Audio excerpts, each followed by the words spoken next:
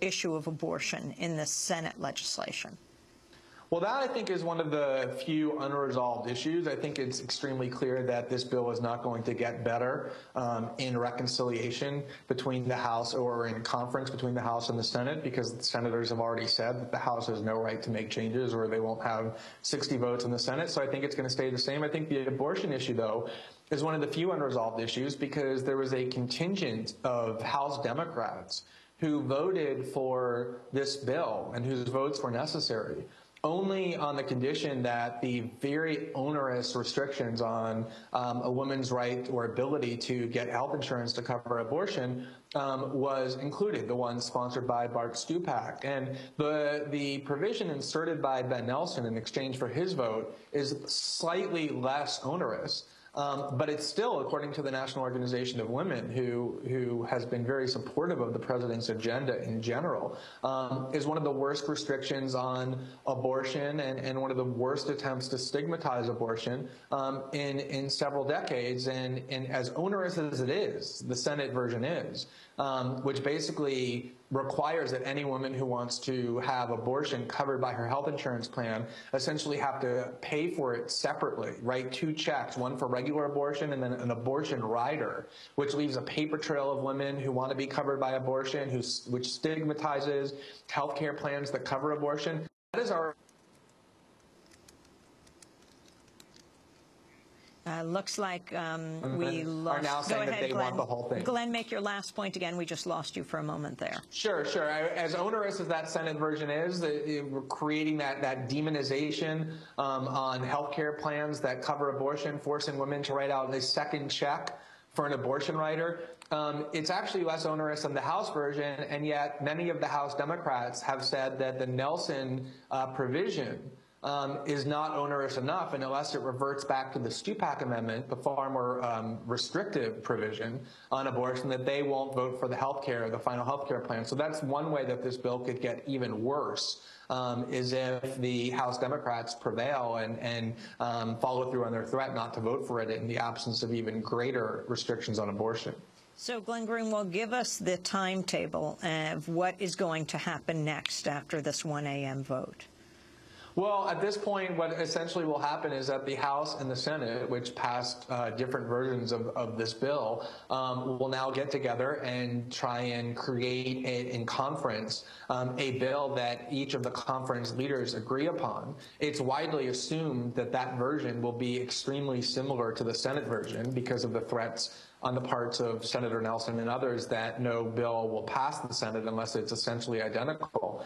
And then the bill will then return to the House, where it will have to pass, and then that same version will return to the Senate, where once again it will need 60 votes. And assuming that it's essentially similar, the idea is that it will pass both houses of Congress and be to President Obama sometime in January before the State of the Union address for him to sign into law. Glenn Greenwald, I want to thank you for being with us, constitutional law attorney and political and legal blogger for Salon.com, author of 3 books, his most recent, Great American Hypocrites, Toppling the Big Myths of Republican Politics. This is Democracy Now! We'll be back in a minute.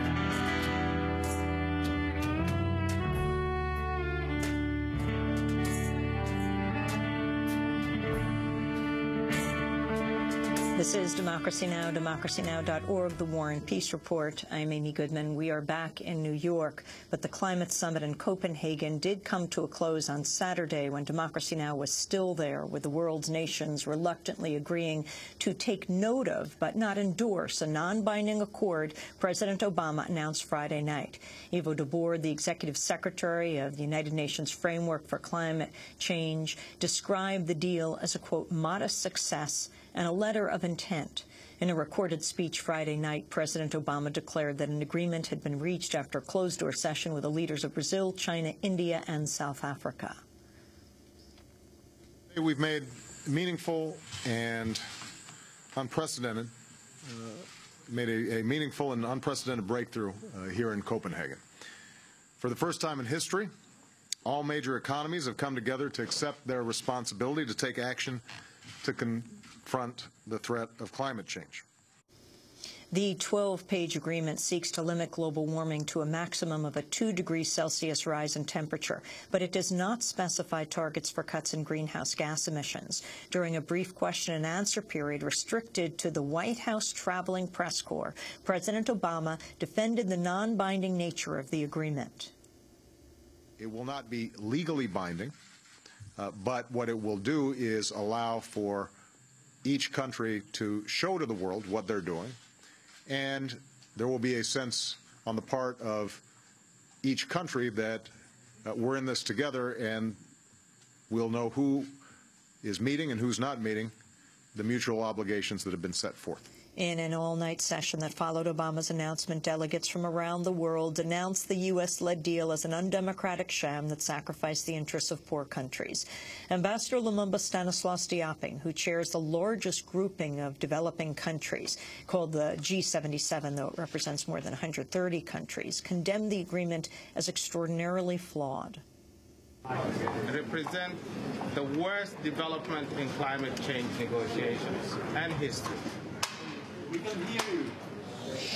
And I say this because gross violations have been committed today.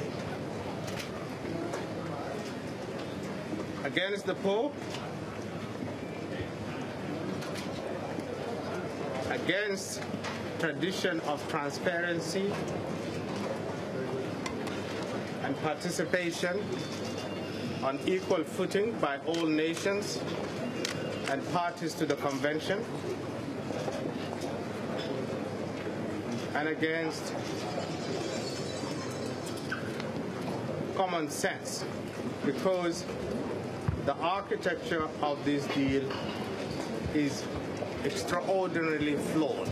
Meanwhile, civil society groups excluded from the talks staged a protest outside the Bella Center, holding up pictures of Obama and signs that read "climate shame." On Saturday, Indian environmental